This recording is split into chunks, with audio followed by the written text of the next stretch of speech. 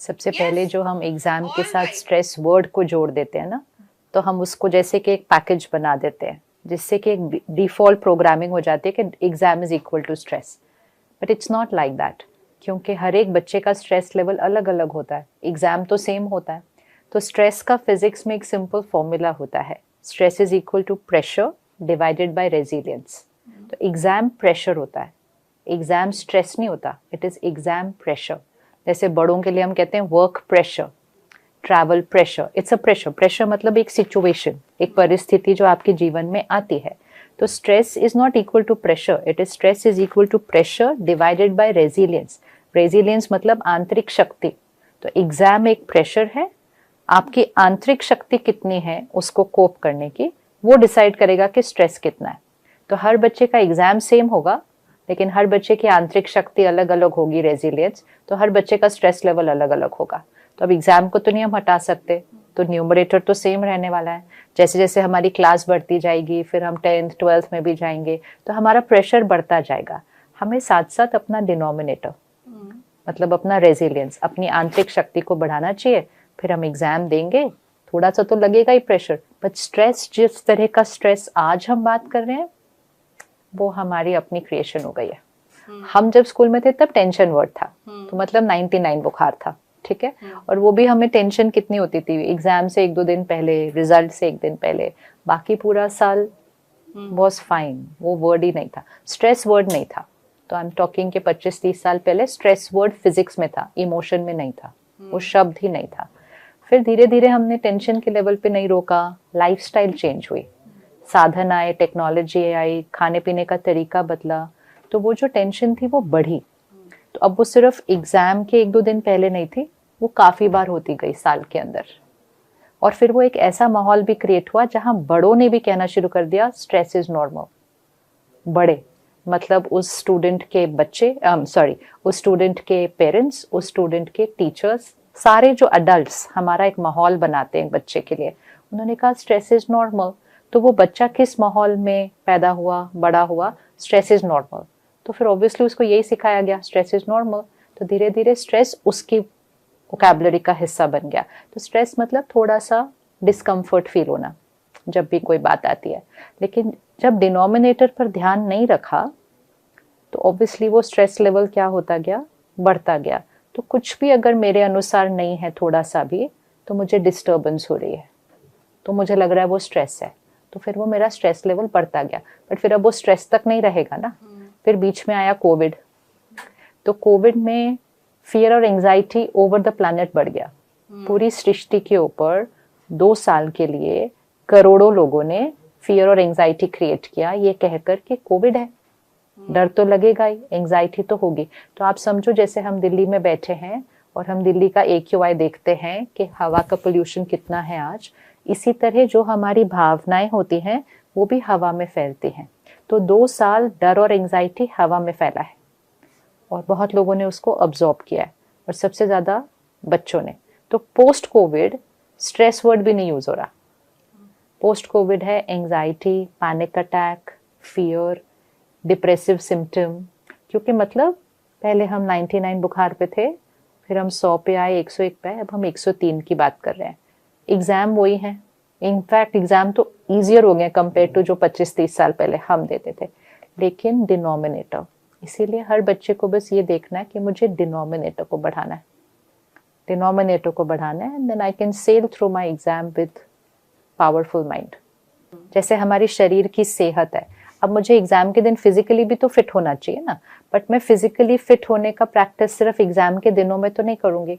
तो पूरा साल ही राइट खाएंगे, राइट सोएंगे, थोड़ा एक्सरसाइज, खेल कूद तो बच्चे करते ही है, तो हम फिजिकली फिट रहते हैं।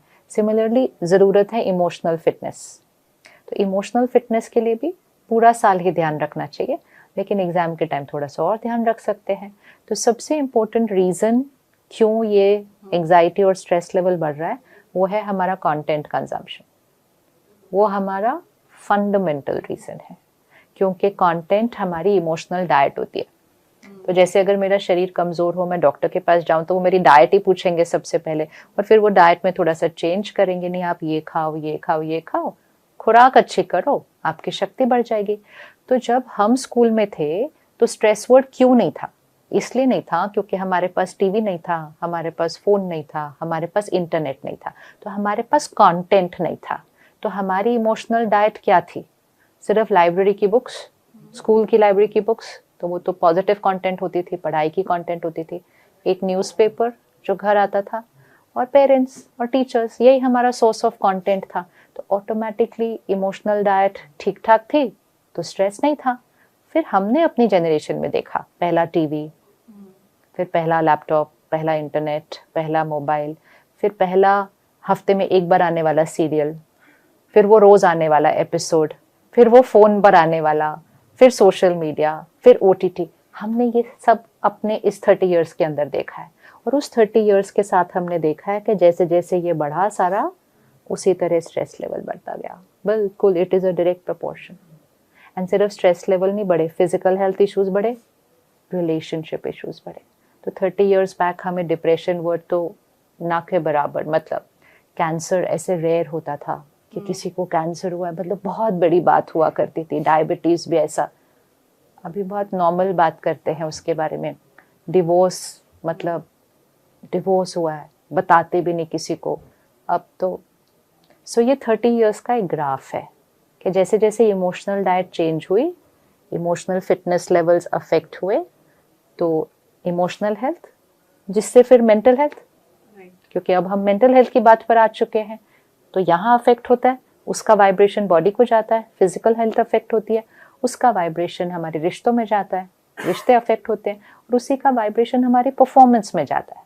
तो चाहे वो बच्चे के लिए एग्जाम है, चाहे बड़ों के लिए उनका करियर है, बट वो उसमें जाता है, परफॉर्मेंस में जाता है यहाँ। इसीलिए स्पिरिचुअल लॉ है, संकल्प से सृष्टि बनती है। Thoughts create our world.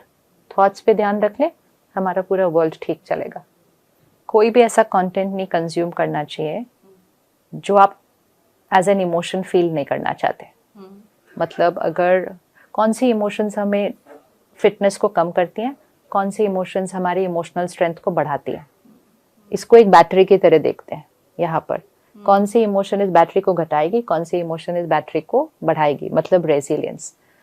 तो स्ट्रेस मतलब तनाव, गुस्सा एंगर, चिंता वरी, क्रिटिसिज्म निंदा करना, कंपैरिजन एक दूसरे के साथ स्पर्धा, जेलेसी ईर्ष्या, कंपटीशन कि मुझे आपसे आगे जाना है, गॉसिप, ये सारी चीज़ें क्या कर रही है? इमोशनल हेल्थ को डाउन कर रही है। इसके opposite self respect, humility, Namrata, respect for other people, सम्मान, ईगोलेस, नम्रता, प्यार, एकता, यूनिटी, केयर करना, वरी नहीं करना, ध्यान रखना, चिंता नहीं करना। तो चिंता नीचे लेकर आएगा, ध्यान रखना ऊपर लेकर जाएगा। तो ये एक 2 लिस्ट बना लेते हैं। अब हमें वो वाला कंटेंट नहीं कंज्यूम करना जिसमें इस तरह के इमोशंस है। तो फॉर एग्जांपल कोई भी वायलेंट शो, कोई भी क्राइम शो, थ्रिलर, बच्चे आजकल बहुत सब ये सारी चीज़ें देखते हैं। सीरियल जिसमें घर टूट रहे हैं, वो बहुत सारे हैं। कोई भी कॉमेडी जो दूसरों को मजाक उड़ाकर उनको नीचे गिरा रही है। So that kind of content ना, जो आपको इमोशनली नीचे लेकर जाएगा। फिर सोशल मीडिया, एक दूसरे के साथ कंपेयर करना। Social media is for sharing, आपके पास कुछ है आप शेयर करो, लेकिन आप कंपेयर करो, या फिर बच्चों के अंदर भी बड़ों के अंदर भी, कि लोग मेरे बारे में क्या सोचते हैं, मुझे कितने लोगों ने लाइक किया, फिर मुझे वैसा बन जाना चाहिए जिनको लोग लाइक करते हैं। तो सेल्फ रिस्पेक्ट नहीं रहती, लोगों को क्या पसंद है उस अनुसार हम बनते जा रहे हैं।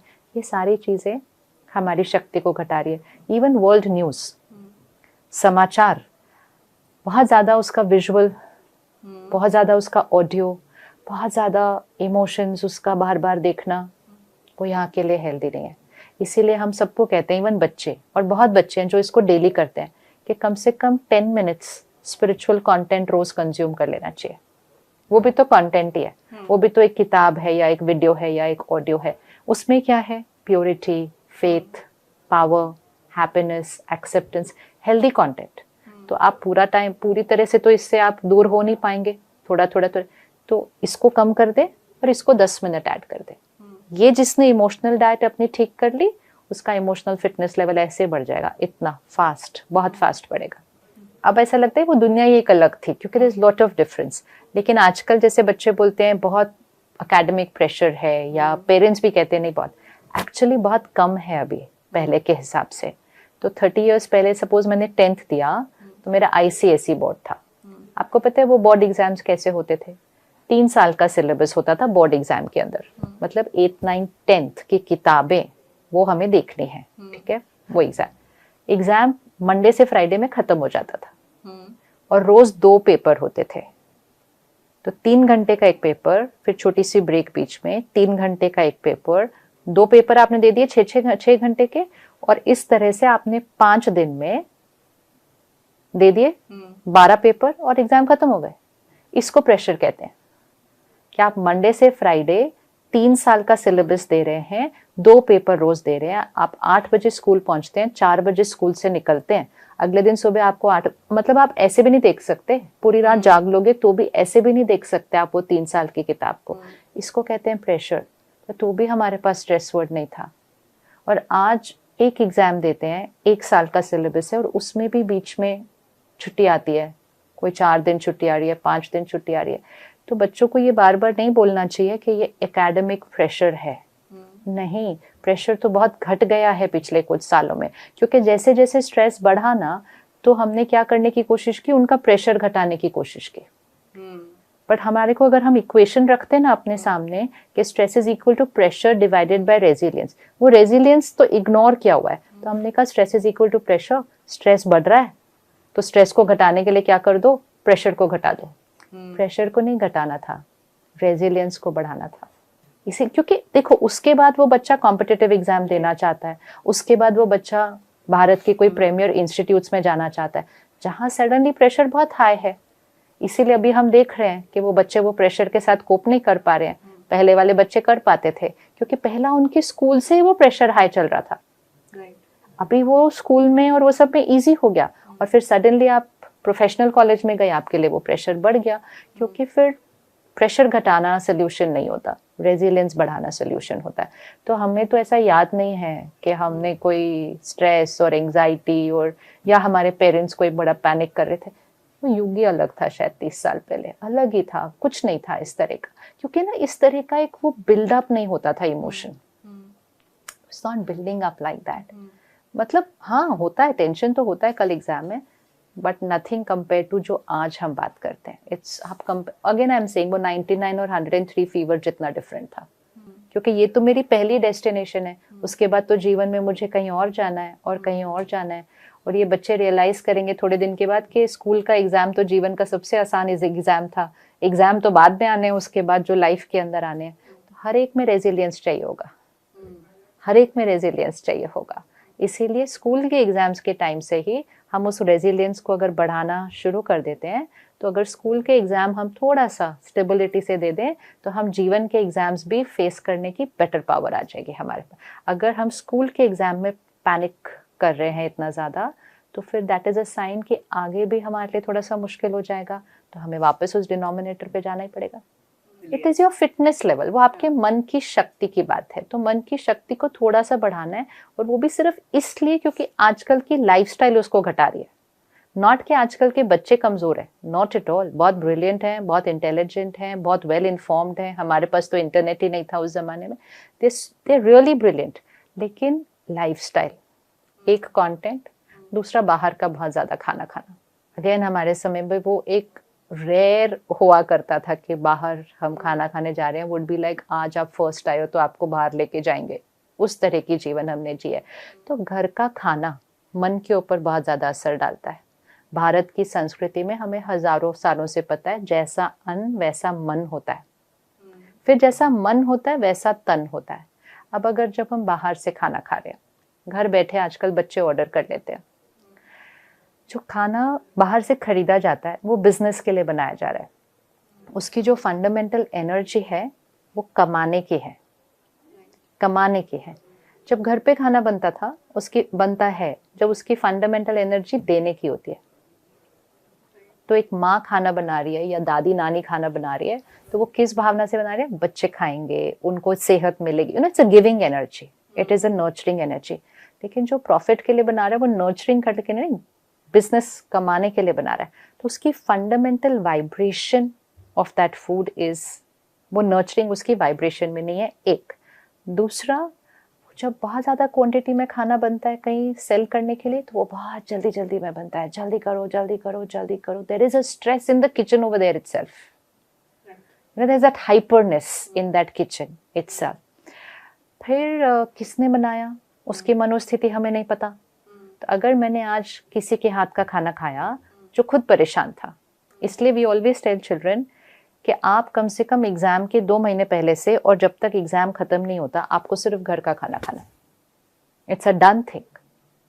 क्योंकि आपने एग्जाम है आपका अगले हफ्ते और आपने बाहर से खाना खा लिया, तो बच्चे तो ये सुनते हैं अच्छा बीमार फिजिकली नहीं होना, नहीं फिजिकली नहीं होंगे, लेकिन किसने आपका खाना बनाया, उसकी मनोस्थिति कैसी थी आज। अगर वो परेशान था किसी बात से, अगर उसके घर में कोई प्रॉब्लम आई थी, वो चिंता में बना रहा है खाना, और आपने खाना खा लिया, शाम तक आपको चिंता होनी शुरू हो जाएगी। तो जैसा अन्न वैसा मन, दिस इज पावर। ये एक बहुत बहुत बड़ी शक्ति है। और तीसरा, आजकल तो ऑर्डर करके घर मंगवाते हैं ना डब्बा, बॉक्सेस, तो उस पे भी ये लिखा होता है कि अगर आपको 10 मिनट में नहीं पहुंचा, 15 मिनट में नहीं पहुंचा, तो आप ऑर्डर कैंसिल कर सकते हैं।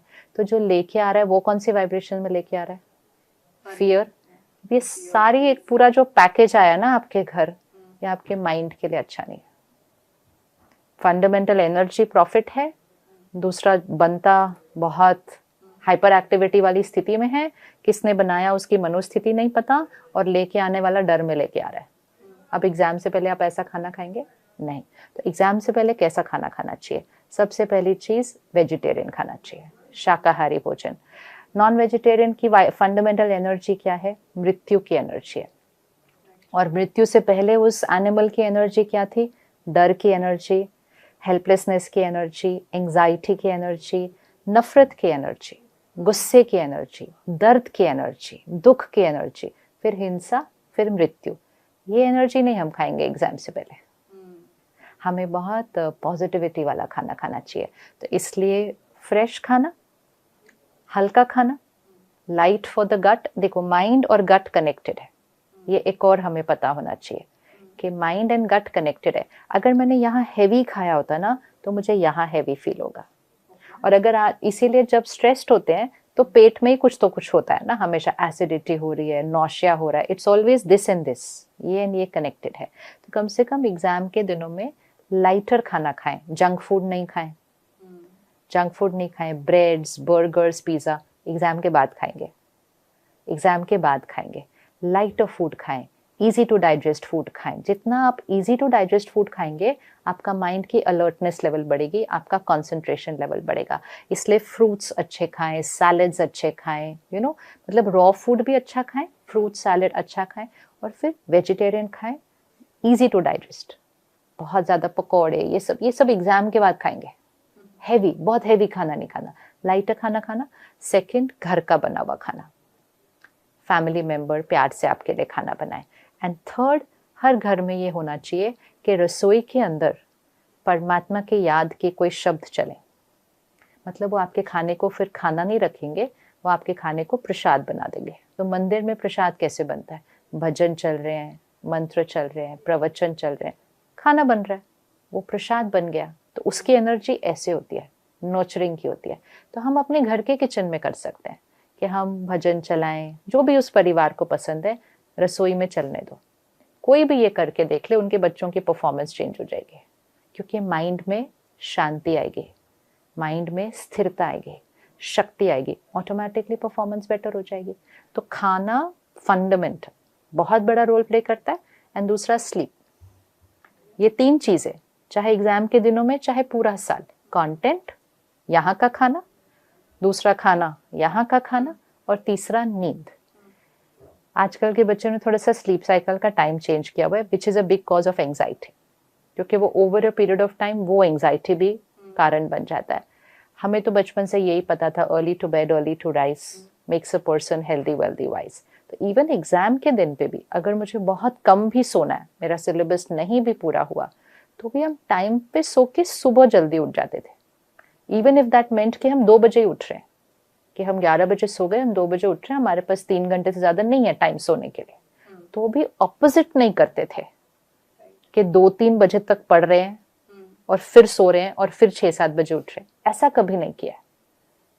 हमेशा इट इज कि कितनी देर सोना है, बैकवर्ड चले जाओ, 2 बजे उठ जाओ।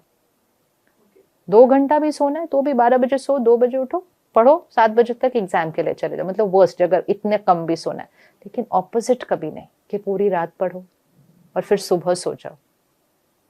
तो वो जो स्लीप का एक टाइमिंग होता है, तो रोज के लिए, नॉट एग्जाम के दिनों में तो आप थोड़ा कम सोते हैं बच्चे, 10 to 4 का जो गैप है उसमें हमें सोया हुआ होना चाहिए। अमृत वेले, ब्रह्म मुहूर्त हम उठ सकते हैं, वो है 4 से 5 बजे का टाइम। अगर कोई भी बच्चा ब्रह्म मुहूर्त के समय उठता है 4 से 5 बजे के टाइम, उस समय उसकी इंट्यूशन पावर, उस समय उसकी एकाग्रता शक्ति, कंसंट्रेशन पावर बहुत हाईएस्ट होती है। वो एक ब्लॉटिंग पेपर की तरह होता है जो सुबह सुबह एकदम ऐसे अब्सॉर्ब कर लेगा, क्योंकि सो के उठा है, बिल्कुल स्थिर है। अब यही आप रात को पता नहीं कैसे पढ़ते हैं रात को, क्योंकि रात तक तो ब्लॉटिंग पेपर भरा हुआ है पूरे दिन के चीजों का, अब उसके ऊपर रात को जाग के पढ़ो, तो वो ब्लॉटिंग पेपर में जगह किधर है जाने के लिए? इस मेहनत ज्यादा लगेगी, कम अंदर जाएगा। यही आप सोचो, सुबह जल्दी उठो, ब्लॉटिंग पेपर साफ होगा, आप डीप स्लीप एक्सपीरियंस कर चुके हो, आप ज्यादा ग्रहण करोगे। तो ये बच्चों ने बहुत ज्यादा आजकल स्लीप साइकिल चेंज किया हुआ है। जिसको देखो बोलते नहीं नहीं हम रात को ही बेटर पढ़ सकते हैं। नहीं, आप रात को नहीं पढ़ सकते बेटर, क्योंकि रात की वाइब्रेशंस भी वो नहीं होती जो सुबह की होती हैं। रात की वाइब्रेशंस बहुत लो होती है, बहुत स्लगिश होती हैं। 4 बजे से वाइब्रेशंस में प्योरिटी आ जाती है। मंदिर में भजन चल रहे हैं, गुरुद्वारे में अरदास चल रही है, वहाँ नमाज चल रही है, मतलब लोग उठ गए हैं, मतलब एक सात्विकता जो होती है ना हवा के अंदर, वो तो ब्रह्म मुहूर्त को यूज करना चाहिए। एग्जाम के दिनों में तो हर बच्चे को उठना चाहिए 4 बजे, और वैसे भी अगर जल्दी सो जाओ तो आप जल्दी। ये 3 चीजों का अगर किसी ने ध्यान रखा, कंटेंट, डाइट एंड स्लीप, उसका रेजिलियंस बहुत हाई चला जाएगा, बहुत हाई चला जाएगा, क्योंकि आपने अपनी फिटनेस ठीक कर ली, यहाँ की फिटनेस, तो शक्ति बढ़ जाएगी वो फिर ऑटोमेटिकली। और फिर हम थोड़ी सी मेडिटेशन भी कर लेते हैं, मेडिटेशन योगा दोनों चीजें। एक तो सोने से पहले क्या होता है, बच्चे सारा दिन बहुत पढ़ते हैं, नॉट सिर्फ एग्जाम के एक दिन पहले, बट जनरली 2-3 महीने पहले से बहुत पढ़ रहे हैं, मेहनत कर रहे हैं, तो ऑब्वियसली उनको भी थोड़ा सा एक रिलैक्सेशन चाहिए। लेकिन रिलैक्सेशन का कंटेंट अच्छा नहीं है इस टाइम, तो वो पढ़ लेते हैं जब कहते हैं 10 बज गया, अभी हमारा सोने का टाइम है, बट सोने से पहले वो फोन देखना चाहते हैं। अब वो फोन बहुत एडिक्टिव बना हुआ है कंटेंट, तो वो फोन बड़े प्योर इंटेंशन से बैठते हैं कि हम 15 मिनट देखेंगे या आधा घंटा देखेंगे, जो भी, लेकिन वो इतना एडिक्टिव है, इतना मैनिपुलेटिव है ये सारा कुछ, कि वो आधा घंटा कब 1 घंटा हो जाता है, कब 2 घंटा हो जाता है, वो उस बच्चे के कंट्रोल में नहीं रहता। तो सबसे पहली चीज, अगर आपको एंटरटेनमेंट के लिए कुछ देखना भी है तो आप रात को नहीं देखो, क्योंकि रात को आपका पूरा स्लीप साइकिल डिस्टर्ब हो जाएगा, क्योंकि वो मैनिपुलेटेड है। रात को सोने से पहले कभी नेगेटिव कंटेंट नहीं भरना चाहिए, क्योंकि जैसे ही आप सोएंगे आपका सबकॉन्शियस खुलेगा और फिर वो कंटेंट ऊपर न रहकर अंदर चला जाएगा, which is a fundamental reason for all this anxiety increasing. Covid में क्या हुआ, घर पे थे, बहुत ज्यादा कंटेंट कंजम्पशन चल रहा था, ओटीटी प्लेटफॉर्म्स थे, एडिक्टिव हैं, एक एपिसोड आपने देख लिया, फिर आप देखते गए, फिर आप देखते गए, फिर आप देखते गए, रात को देख लिया, सो गए उस कंटेंट के साथ। आप एक वायलेंट मूवी दिन में देखो और आप एक वायलेंट मूवी रात में देखो, उसका भी डिफरेंट इम्पैक्ट है। जिस जमाने में ये सब नहीं होता था और हम सिर्फ मूवी देखने जाते थे, अगर हमने कोई सस्पेंस मूवी या कोई ऐसी मूवी रात को देख ली तो उस दिन हम कहते थे आज नींद अच्छी नहीं आई, क्योंकि वो कभी कभी होता था, अब रोज हो रहा है, तो उनको फर्क ही नहीं पता चल रहा है, पता ही नहीं चल रहा है, इनको फर्क नहीं पता चल रहा। तो एंजाइटी का फंडामेंटल रीजन, आप फियर या वायलेंस या कोई भी थ्रिलर ऐसा कंटेंट देखकर आप सो जाओ और कई बार करो, तो वो तो अंदर चला गया आपके सबकॉन्शियस में, तो वो तो फियर और एंजाइटी क्रिएट करेगा, और क्या करेगा, जिस तरह का खाना खाएंगे वही एनर्जी क्रिएट होगी। तो कभी भी रात को सोने से पहले कभी ऐसा कुछ नहीं देखना चाहिए। 10 मिनट्स आप पॉजिटिव कंटेंट कंज्यूम करो, वो बहुत इंपॉर्टेंट है। और फिर हम कुछ अफर्मेशंस लिख लेते हैं स्पेशली बच्चों के लिए, और वो तो हर बच्चे को अपने पास लिखकर इसको रख लेना चाहिए। पूरा साल ही करो, एग्जाम में तो करो लेकिन पूरा साल करो। तो सबसे पहला संकल्प, जैसे मैं शक्तिशाली हूँ, I am a powerful being, मतलब मेरा माइंड पावरफुल है। दूसरा, मैं निडर हूँ, मैं निश्चिंत हूँ, I am fearless, I am confident. तीसरा, मैं हमेशा शांत हूँ, स्थिर हूँ, आई एम काम एंड स्टेबल। चौथा, मेरी एकाग्रता शक्ति श्रेष्ठ है, माई कॉन्सेंट्रेशन पावर इज हाइएस्ट, मैं फोकस्ड हूँ। फिर हम करेंगे, मेरा मन और शरीर स्वस्थ है और हमेशा रहेगा, my mind and body always perfect healthy है। फिर मेरे रिश्ते बहुत अच्छे हैं, all my relationships are perfect. फिर अगर एग्जाम के लिए स्पेसिफिक आपको डालना है, my exam this year is a smooth experience. ये बहुत इंपॉर्टेंट है कि मेरी परीक्षा इस बार एक बहुत ब्यूटीफुल अनुभव होगी। सिर्फ मार्क्स अच्छे होंगे नहीं, वो एक्सपीरियंस ऑफ एग्जाम भी बहुत ब्यूटीफुल होना चाहिए। और फिर ये बहुत बच्चों ने किया एंड इट रियली वर्क्स, आपको कितने मार्क्स लाने हैं इस साल, आप अपनी आपकी जो कैपेसिटी है उससे आप 5% तो आराम से बढ़ा दो। और अगर आपने कोई कॉलेज में मतलब इसके बाद जाना है, आप अपना कॉलेज सेलेक्ट कर लो कि आपको कौन से कॉलेज में जाना है, आपको कौन सा कोर्स करना है। और फिर आप अपना संकल्प बनाओ, मुझे फिल इन द ब्लैंक, मुझे इतने मार्क्स मिल चुके हैं, मैं इस कॉलेज में पढ़ रहा हूँ और मेरा ये कोर्स बहुत अच्छा चल रहा है। इस पूरे मॉडल को कहते हैं संकल्प से सिद्धि। संकल्प से सिद्धि मतलब जो चीज आप अपने जीवन में देखना चाहते हैं, रियलिटी में, वास्तविकता में सिद्धि है, वो आपकी सफलता है, उसका आपको संकल्प करना पड़ेगा कि वो हो चुका है। तो जो संकल्प आप क्रिएट करते हैं और उसको बार बार दोहराते हैं, वो आपके जीवन में 100% सिद्ध होता है। ये तो मतलब कोई भी करके देख ले। It's called using the power of the mind, मन की शक्ति का उपयोग करना। तो अभी हम क्या कहते हैं, मैं स्ट्रेस्ड हूँ, मुझे एंजाइटी है। आजकल के बच्चे कहते हैं आई एम डिप्रेस्ड। अभी ऐसे संकल्प करेंगे और फिर वो कूल लगता है ना, एक दूसरे के साथ ऐसे बोल रहे I am depressed, I am depressed, I am seeing a counsellor. ऐसे शब्द को बार बार दोहराएंगे तो दोहराते दोहराते दोहराते वो एक दिन रियलिटी बन जाएगा। तो कभी भी आई एम नेगेटिव वर्ड नहीं डालना चाहिए। जो बनना चाहते हैं, जो महसूस करना चाहते हैं, वो लिखो कि मैं हूँ। तो मैं शक्तिशाली हूँ, मैं शांत और स्थिर हूँ, निडर और निश्चिंत हूँ, हमेशा खुश हूँ, मेरे पास बहुत टाइम है, मेरी एकाग्रता शक्ति बहुत अच्छी है, मेरा मन और शरीर स्वस्थ है, मेरे रिश्ते बहुत स्ट्रांग है, मेरी फोकस्ड है, मेरा एग्जाम का एक्सपीरियंस स्मूथ है, इतने नंबर मुझे मिल चुके हैं, इस कॉलेज में मैं पहुंच चुका हूँ। और लास्ट, बहुत इंपॉर्टेंट, परमात्मा की शक्तियों का सुरक्षा कवच मेरे चारों तरफ है। क्या होता है, when I am sitting in an exam, lot of energy around me, मेरे चारों तरफ औरों के स्ट्रेस की भी वाइब्रेशन है। कई बार लोगों को स्ट्रेस ज्यादा दूसरों का स्ट्रेस देख के भी हो जाता है। जैसे कोई उसमें जाते हैं, कोचिंग क्लास में जाते हैं, सब लोग इतने स्ट्रेस्ड होते हैं तो उससे ही स्ट्रेस्ड हो जाता है। तो आप एक सुरक्षा कवच अपने चारों तरफ अपने संकल्पों का बनाओ कि परमात्मा की दुआएं और शक्तियां मेरे चारों तरफ एक सुरक्षा कवच है। तो फिर ना आपकी वाइब्रेशन उसी के अंदर ही रहेगी, आपके सर्कल के अंदर दूसरे की वाइब्रेशन नहीं एंटर कर सकती है। ये 10 संकल्प हमने लिख लिए। हर बच्चा आज भी कर ले, अगर अगले महीने एग्जाम है आज कर ले, इस 1 महीने में भी बेनिफिट होगा। हर रोज रात को सोने से पहले डायरी में इसको लिखो, 1 मिनट लगेगा सिर्फ, बट ये 1 मिनट आपने 10 संकल्प लिख लिए, आप सो गए। अब ये 10 संकल्प पूरी रात आपके यहाँ भी काम करेंगे और आपके यहाँ भी काम करेंगे। फिर सुबह उठ के आप इसको बोलते हुए उठो, उठते रहो, वॉशरूम जा रहे हो, ब्रश कर रहे हो, आप बोलो मैं शक्तिशाली हूँ, मैं हमेशा खुश हूँ, मैं हूँ। ये आपकी कोडिंग कर रहा है, ये आपकी वाइब्रेशन क्रिएट कर रहा है, वो वाइब्रेशन आपकी बॉडी को जा रहा है। तो एक बार रात को, एक बार सुबह, और खाना खाने से पहले। हाँ, एक और चीज, खाना कभी फोन और टीवी के साथ नहीं खाना बच्चों ने, कभी भी नहीं। वो सारे शब्द उसके अंदर चले जाते हैं, वो अपने आप में एंजाइटी का कारण है। आप वायलेंट मूवी देख रहे हो, आप कार्टून भी देख रहे हो, छोटे बच्चे कार्टून देखते हैं पर उसमें भी फाइटिंग चल रही है, वो उनके लिए वो एंजाइटी है। That's going into the food, वो खाने में जा रहा है, जैसा अन्न वैसा मन।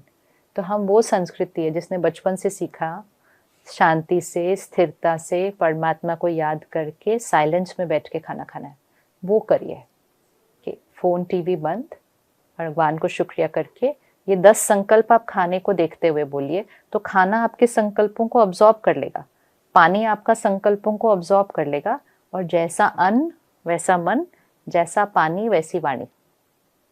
तो ये एक बहुत बड़ी शक्ति है। मतलब इसके साथ आप मिरेकल्स क्रिएट कर सकते हैं कि खाने और पानी को अपने संकल्पों से एनर्जाइज करो। यही तो बचपन से सीखा था कि पानी में अपना मंत्र बोलो, फिर उस पानी को खाने पे स्प्रिंकल करो, घर में ऐसे एनर्जाइज करो, करो अपने लिए। तो ये संकल्प खाने और पानी में करो, रोज लो। ये 1 महीना भी अगर कराना किसी ने तो उनको एग्जाम में डिफरेंट एक्सपीरियंस होगा, ये सर्टेन है। मेडिटेटिंग टू मच कितना कर लेंगे वो मेडिटेशन जितना भी आप करते हैं, वैसे भी बच्चे बहुत ज्यादा तो करते भी नहीं है। अगर आपने 5-7 मिनट भी कर लिया, 10 मिनट भी कर लिया, 15, नुकसान कभी मेडिटेशन का नहीं हो सकता अगर आपने ठीक से किया। क्या होता है, हमें लगता है हमें मेडिटेशन आती है तो हम बस ऐसे ही बंद करके अपने थॉट्स को सप्रेस करने की कोशिश करते हैं। मेडिटेशन ऐसा नहीं होता। मेडिटेशन आपको सीखना चाहिए, सीखना चाहिए। It should be a very comfortable experience. तो वो हर एक को खुद अपना जज करना पड़ेगा। तो कई बार रिस्क मेडिटेशन का नहीं है, आपके मेथड का है। कि आप अपने आप से कोई भी चीज अगर मैंने सीखी ना हो पूरा और मैंने अपने ही तरीके से कुछ करना शुरू कर दिया तो वो मुझे पर स्ट्रेन ले आएगा फिर। तो इसलिए मेडिटेशन तो मेमोरी को अच्छा करेगा क्योंकि वेस्ट थॉट्स खत्म हो जाती है। मेडिटेशन बेसिकली क्या करता है, मेरी नेगेटिव थॉट्स को खत्म करता है, मेरी वेस्ट थॉट्स को खत्म करता है। मेरी थॉट्स मेजॉरिटी टाइम राइट वाली रहती हैं। कोई बात आएगी अगर मैं डिस्टर्ब भी हुई तो जल्दी से हम वो ठीक कर सकते हैं। तो जब यहाँ राइट थॉट्स चलेंगी, कम चलेंगी, तो कंसंट्रेशन अपने आप ज़्यादा बढ़ जाएगी, फोकस अपने आप बढ़ जाएगा। कोई भी बात आएगी, आपका थॉट प्रोसेस पॉजिटिव चल रहा है, तो मेडिटेशन वो सब कर रहा है। मेडिटेशन थॉटलेस नहीं है। कई लोग थॉटलेस होने की कोशिश करते हैं मेडिटेशन में, तो उसको बहुत स्ट्रेन कर देते हैं, तो सप्रेस हो जाता है। तो वो नहीं है। तो मेडिटेशन कभी नुकसान नहीं कर सकता। तो जैसे वॉक पर चले गए, नंगे पांव चल लिया घास के अंदर, उस तरह से दिन के टाइम है, सन की एनर्जी को ले लिया अपने अंदर, गो एंड फेस द सन, उस शक्ति को अपने अंदर भरो। तो उस तरह की ब्रेक लो। अगर किसी से बात करनी है, क्योंकि बहुत देर से अकेले बैठ के पढ़ रहे हैं, लेकिन फिर वो बातें पॉजिटिव होनी चाहिए, ताकि जब तक आप वापस आ रहे हो ना, आपके माइंड को ऐसा फील होना चाहिए जैसे किसी ने उसको मसाज किया। देखो फिजिकली अगर मैं फटीग हो गई, अभी मैं सपोज ये कुर्सी पे बैठ के पढ़ रही हूँ, तो अभी मेरा सारा ये फटीग हो जाएगा पढ़ते पढ़ते। अब मैंने बोला मुझे ब्रेक लेनी है, तो जब मैं ब्रेक से वापस आऊँ, ये सब कुछ रिलैक्स्ड होना चाहिए ना मेरा। अगर मेरे ब्रेक में ये और भी ज्यादा स्टिफ हो गया तो मेरा next part of the studying तो अफेक्ट हो जाएगा। सेम हियर, आप ये लक्ष्य रखो कि अगर आपने आधा घंटा भी ब्रेक लिया है, आपके माइंड को एक रिलैक्सेशन, एक मसाज जैसा, जिसने आपके सारे स्टिफनेस को निकाल दिया, ऐसा एक्सपीरियंस होना चाहिए आधे घंटे। तो अच्छी बातें करो, किसी से प्यारी सारी बातें करो, कोई वॉक करके आओ, थोड़ा सा फ्रेश एयर में जाओ, घर में नहीं बैठो। You really need to go out into fresh air. ये नहीं कि फिर फोन और टीवी के साथ बैठ गए। आजकल का ब्रेक वो फोन पे जा रहा है ज्यादा, तो वो फिर आपके लिए एनर्जाइजर नहीं है। तो break has to be energising, आपको सशक्त बनाकर, आपको और इमोशनली रिलैक्स्ड करके वापस लेकर आए।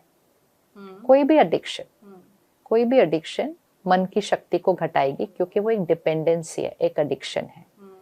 ये जो फोन की एडिक्शन है, ये बचपन से हो रही है अब, इसीलिए शक्तियां कम हो रही हैं।